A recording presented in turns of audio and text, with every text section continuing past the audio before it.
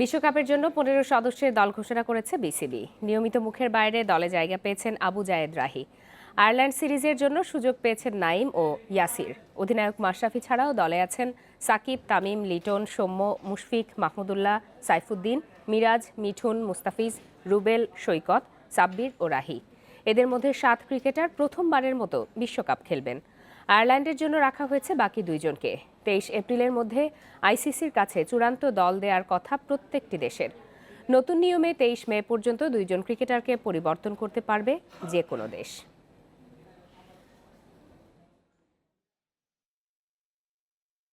মাশরাফি বিন Murtaza captain, Liton Kumar Das, Mohammad মিথুন, Mohammad Mushfiqur Rahim, Mohammad Mahmudullah, Shakib Al Hasan vice captain, Tamim Iqbal খান, সৌম্য সরকার, Mohammad Saifuddin, Abu Zahid Chowdhury Rahi, Mohammad Mustafizur Rahman, Mohammad Rubel Hossain, Mehedi Hasan Miraj, Shabbir Rahman Roman, Mosaddek Hossain সৈকত।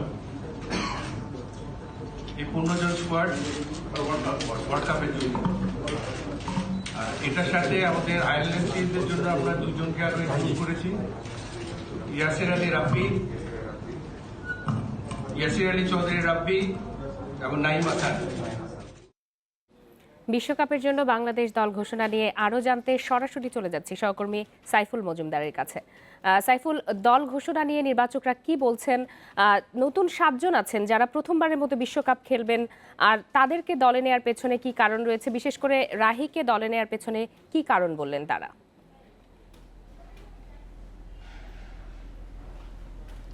প্রথমত বলি যে প্রধান নির্বাচক মিনহাজুল আমিন নান্দু বলেছেন যে দলটা অবশ্যই ব্যালেন্স দল এবং তারা যে দলটা ঘোষণা করেছেন এবং এই দলের সামর্থ্যে আছে বিশ্বকাপে 1 থেকে 4 খেলার এবং সবকিছু মিলে উনি আশাবাদী যে যেহেতু 2017-তে বাংলাদেশ চ্যাম্পিয়ন্স ট্রফিতে সেমিফাইনাল খেলেছিল এবং সেই কন্ডিশনে খেলার অভিজ্ঞতা আছে অনেকেরই এই দলের, সুতরাং এই দলটা নিয়ে তিনি অনেক আশাবাদী যে ভালো কিছু করবেন এবং ভারসাম্য রেখেই দলটা করেছেন। আপনি রাহির কথা বলছেন যে কেন রাখা হয়েছে, সেখানে টাস্কিনে ইনজুরি আছে। রাহিকে আমরা যদি দেখি সবশেষ যে নিউজিল্যান্ড সিরিজ ছিল সেখানে টেস্টে উনি খেলেছেন এবং এখন পর্যন্ত ওয়ানডে খেলেননি। টেস্ট উনি যে ভালো বোলিং করেছেন। রাহি মূলত হচ্ছে যে সুইং বোলার এবং ইংল্যান্ডে যখন বিশ্বকাপ হবে তখন ওয়েদারটা একটু ঠান্ডা থাকবে, সেক্ষেত্রে সুইং আসলে ফাস্ট বোলাররা সুইং পেয়ে থাকেন, সেক্ষেত্রে রাহি থেকে সেই সুইং আশা করছেন এবং এই জন্যে আসলে রাহির দলে অন্তর্ভুক্তি।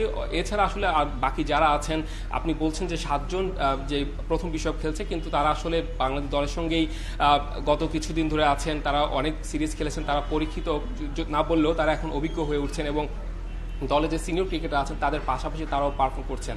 সবকিছু মিলে দলটাকে অবশ্যই তারা ভালো বলছেন নির্বাচকরা এবং এ নিয়ে কথা বলতে আমার সঙ্গে যোগ দিচ্ছেন বাংলাদেশ ক্রিকেট দলের সাবেক অধিনায়ক আকরাম খান।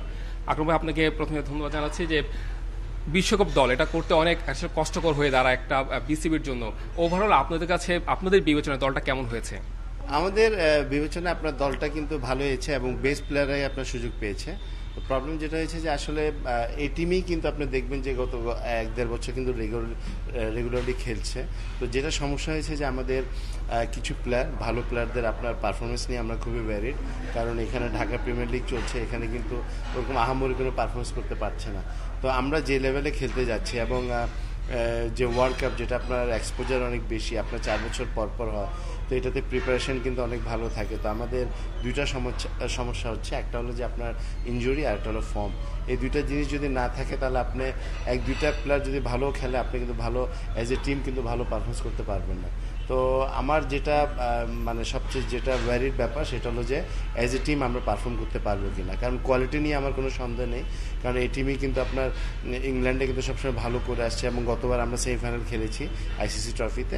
তো আমার যেটা সবচেয়ে ইম্পর্টেন্ট যেটা হয়েছে যে সবাই যদি ফর্মে থাকে এবং সবাই যদি ওদের পারফর্ম করতে পারে তো ইনশাআল্লাহ বাংলাদেশ দল আপনার অনেক ভালো করবে। যেটা হচ্ছে তাসকিন দলে নেই, তার ইনজুরি আছে, শেষ মুহূর্তে তাকে আসলে না রেখে রাহিকে রাখা হয়েছে, এটা আসলে কতটুকু যুক্তি আপনাদের পেছনে যে দলটা করার পেছনে? দেখেন, এটা যে it's a part of game. আপনার যে আপনার ইনজুরি কিন্তু একটা সমস্যা কিন্তু থাকে। আমি যেটা আপনাকে শুরুতে বললাম, তো Taskin it's a bad luck. ও কিন্তু আপনার বিপিএল খুব ভালো করছিল, বাট আপনার ফিটনেস তো ভেরি ইম্পর্টেন্ট। এবং ও যদি আবার মনে করেন ফিটনেস থেকে ফিরে আসছে, বাট ওর রিদম পেতে একটু সময় লাগবে।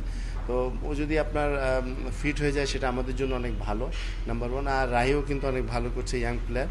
তো ও কিন্তু আপনার টেস্টে ভালো করেছে, এবং আমি আশা করছি সেই সুযোগ পেলে সেও কিন্তু ভালো করবে। 7 জন ক্রিকেটার আছেন যারা বাংলাদেশ দলের সঙ্গে নিয়মিত আছেন, কিন্তু তারা বিশ্বকাপ প্রথমবার খেলছেন। নতুনদের কাছকে প্রত্যাশা কি রাখছেন? এরকম যে 7টার কথা বললেন, যে আপনাদের কিন্তু আপনার 4-5 জন আছে যে আল্লাহর মধ্যে 4 নাম্বার ওয়ার্ল্ড কাপ খেলতে যাবে। এটা কিন্তু আমাদের জন্য অনেক বড় একটা পাওনা, যে এরকম অনেক কম দেশেই দেখবেন যে আপনার 4টা ওয়ার্ল্ড কাপ প্লেয়ার আছে। তো আশা করছি এটা আমাদের জন্য অনেক বড় একটা প্লাস পয়েন্ট। প্লাস যারা বাকি যে 7 জন যে কথা বলেন, ওরা যে ওয়ার্ল্ড কাপ খেলেনি, কারণ যেহেতু জানেন ওয়ার্ল্ড কাপ আপনি 4 বছর পর পর হয়, বাট এর মধ্যে যে আপনার যতগুলো ওরা খেলেছে, ওদের পারফর্ম কিন্তু খারাপ ছিল না। তো আশা করছি ইংল্যান্ড ওরা ইউজ টু, ওরা ওখানে খেলেছে, এবং ওখানে যদি ওরা ফর্মে থাকে, ওরা যদি সেন্সিবল ক্রিকেট খেলে, তাহলে ইনশাল্লাহ আমাদের দেশ খুব বেনিফিটেড হবে। আমরা যদি দেখি যে 99 বিশ্বকাপ বাংলাদেশ প্রথম খেলেছিল, সেই বিশ্বকাপ থেকে 2015 বিশ্বকাপ পর্যন্ত আসলে দলে অনেক সময় চমক থাকে, কিংবা দল নিয়ে নানান জল্পনা কল্পনা থাকে, বা দলে সমালোচনা হয়। এইবারের দলটা কি আসলে সব সমালোচনার ঊর্ধ্বে কিনা, বা একটা চমৎকার দল হয়েছে কিনা? হ্যাঁ, আমি বললাম তো, কাগজে কলমে চমৎকার হয়েছে, বাট ইম্পর্টেন্ট হয়েছে যে আপনি ম্যাচের দিন কী করছেন, সেটা কিন্তু আমাদের মাথায় রাখতে হবে। আর যেহেতু আপনার এখানে কিন্তু আহামরি কেউ পারফরমেন্স করে বাদ গিয়েছে এরকম কিছু নেই, এবং সেটা হলো কিন্তু ওই জিনিসটা হলে কিন্তু একটা দেশের জন্য ভালো, যে আপনার যতই সমালোচনা হবে, সেটা কিন্তু তার মানে কি আপনার কাছে অনেক বেশি প্লেয়ার আছে, ওরা আপনার সুযোগ পেতে পারে। এখানে ওরকম কথা উঠছে না, বিকজ অফ আপনার পারফরমেন্স। কিন্তু যারা চান্স পেয়েছে ওদেরও কিন্তু আহামরি না, এবং যারা পায়নি ওদেরও আহামরি না। এটা কিন্তু একটা কারণ আছে। এবং তারপরও যেটা হয়েছে যে আপনার ওয়ার্ল্ড কাপ আমাদের মতে this is the best side, মানে বাংলাদেশের তুলনায় বাংলাদেশে যারা ভালো প্লেয়ার আছে, ওরাই কিন্তু আপনার সুযোগটা পেয়েছে। প্রধান নির্বাচক বলেছেন যে এই দলটা সামর্থ্য আছে সেমিফাইনালে খেলার। আসলে আপনি সাবেক ক্রিকেটার হিসেবে, সাবেক অধিনায়ক হিসেবে আপনি কতটা প্রত্যাশা করছেন এই দলকে থেকে বিশ্বকাপে? দেখেন, যেখানে মনে করেন গতবার আমরা খেলেছি, তো আমার যে জিনিসটা ইম্পর্টেন্ট হচ্ছে যে আমাদের সেমিফাইনাল না, আমাদের ফাইনাল খেলারই ক্ষমতা আছে, বাট আপনার ওই ম্যাচ ডেতে কিন্তু আপনাকে ভালো খেলতে হবে। এবং আমার একটা জিনিস বিশ্বাস, একটা আল্লাহর কাছে এটা আমি সবসময় দোয়া করি, যে বাংলাদেশে আপনার অনেক কোয়ালিটি প্লেয়ার আছে, টপ ক্লাস প্লেয়ার আছে। সবাই যদি আপনার দেশে মানে ম্যাচ ডেতে পারফর্ম করলে, ইনশাল্লাহ আমরা শুধু সেমিফাইনাল খেলে আমরা ফাইনালও খেলতে পারি। আপনার কাছে সবচেয়ে প্রশ্ন হচ্ছে যে বাংলাদেশ বিশ্বকাপ দল আসলে জিতে পারতো, কিন্তু একটা আয়ারল্যান্ড সিরিজ আসার থাকার কারণে আপনার 2 জন খেলোয়াড় এক্সট্রা আপনারা যোগ করেছেন, নাইম হাসান এবং ইয়াসির আলী। আসলে এই 2 জনকে অন্তর্ভুক্তি করার কারণ পিছনে কি, যে বাকি যে ক্রিকেটার আছেন তারা ফর্মহীনতা কিংবা ইনজুরি নিয়ে দুশ্চিন্তা আছে, সেই বিবেচনায় কিনা তারাকে রাখা হয়েছে? এখানে 2-3টা কারণ আছে। একটা তো নর্মালি আমরা যেখানে মনে করেন সিরিজে যাই, সেখানে কিন্তু আমরা 1-2টা প্লেয়ার কিন্তু বেশি দিই, যেহেতু এক্সপিরিয়েন্সের জন্য।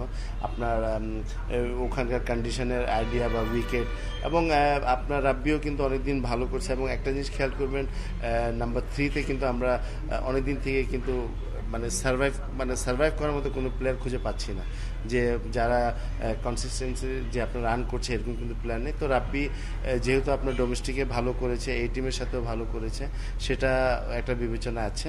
এবং আরেকটা হলো যে নাইমও কিন্তু খুব ভালো বোলিং করছে। এবং তো ওখানে মনে করেন যে ওরা যদি 1-2টা অপরচুনিটি পায়, যদি ওখানে ভালো খেলে, তাহলে কিন্তু আমাদের অপশনটা বেড়ে গেল। আর অপশন বাড়লে কিন্তু আপনার টিমের স্ট্যান্ডার্ডটা এমনিই বেড়ে যায়। আপনাকে অসংখ্য আমাদের সময় দেওয়ার জন্য ধন্যবাদ।